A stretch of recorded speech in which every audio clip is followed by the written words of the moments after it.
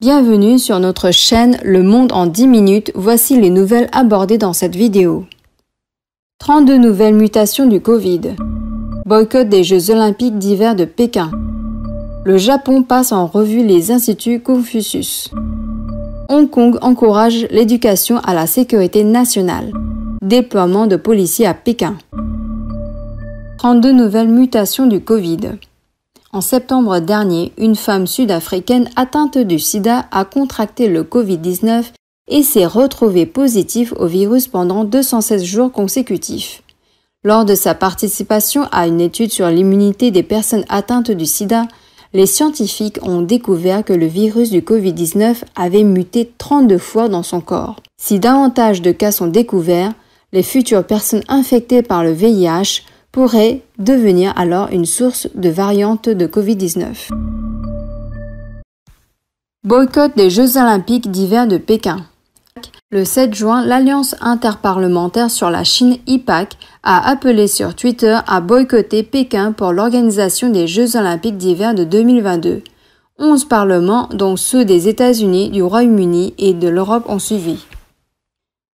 Le Parti communiste chinois viole encore gravement les droits de l'homme du peuple chinois. Le déroulement des Jeux olympiques d'hiver à Pékin serait une insulte à l'esprit et à l'objectif de ces Jeux. Accepter l'invitation de Pékin à participer aux Jeux olympiques d'hiver de 2022 légitimerait des politiques répressives comme celles des autorités communistes chinoises. Si le Comité international olympique doit s'élever au-dessus de la politique, nos préoccupations concernant les mauvais traitements infligés aux Ouïghours et à d'autres minorités ethniques et religieuses en Chine ne peuvent être ignorées pour raisons politiques, car les droits de l'homme sont la base fondamentale d'une coopération internationale dans les Jeux olympiques. Le Japon passe en revue les instituts Confucius. Préoccupé par le fait que les instituts Confucius, financés par les autorités communistes chinoises, soient devenus un outil de propagande pour le Parti communiste chinois, le ministère japonais de l'Éducation a annoncé qu'il allait procéder à un examen des 14 campus universitaires au Japon. Les universités concernées doivent dévoiler des informations telles que les sources de financement, le nombre d'étudiants concernés et si les instituts Confucius interfèrent avec la recherche universitaire. Selon le ministère japonais de l'Éducation, l'Institut Confucius est le seul bastion culturel sur un campus universitaire japonais contrôlé par un gouvernement étranger.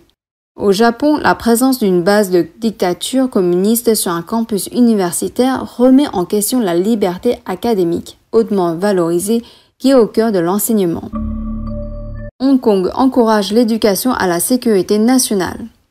Le Parti communiste chinois encourage l'éducation à la nouvelle loi de sécurité nationale imposée à Hong Kong en insérant des contenus de lavage de cerveau dans diverses disciplines scolaires.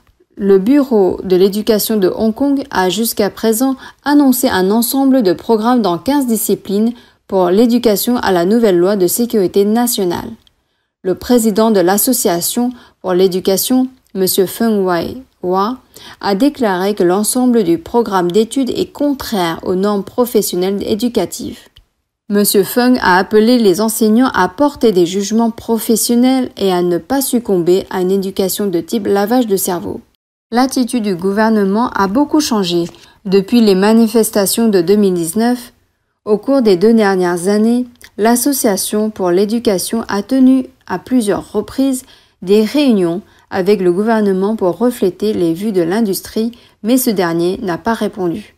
Quant au lancement de l'éducation nationale à la sécurité, le gouvernement a pris une décision définitive. Cependant, les enseignants estiment que le contenu viole les normes basiques professionnelles de l'éducation.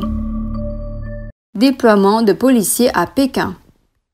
Le 7 juin 2021, 10,78 millions de personnes ont passé l'examen d'entrée à l'université chinoise, dont plus de 45 000 candidats à Pékin. À la veille du centenaire de la fondation du Parti communiste chinois, la police de Pékin se tient prête à intervenir avec 6 000 policiers. Environ 8 officiers de police étaient postés dans chacun des 107 centres d'examen. Les questions de dissertation de cette année sont toutes liées à la fondation du Parti communiste. Cette année, et pour la première fois, Pékin a également mis en place un système de reconnaissance faciale dans tous les centres d'examen pour vérifier l'identité des candidats et inspecter tout objet interdit afin d'empêcher la tricherie et les fraudes. Dès la fin de la première épreuve de langue, le 7 juin au matin, les questions de dissertation et de rédaction de tout le pays ont été données. Bien qu'il y ait 8 séries d'épreuves et 8 questions de dissertation pour l'examen d'entrée pour cette année à l'université, un seul thème parmi tous les sujets de dissertation existait, la construction du parti.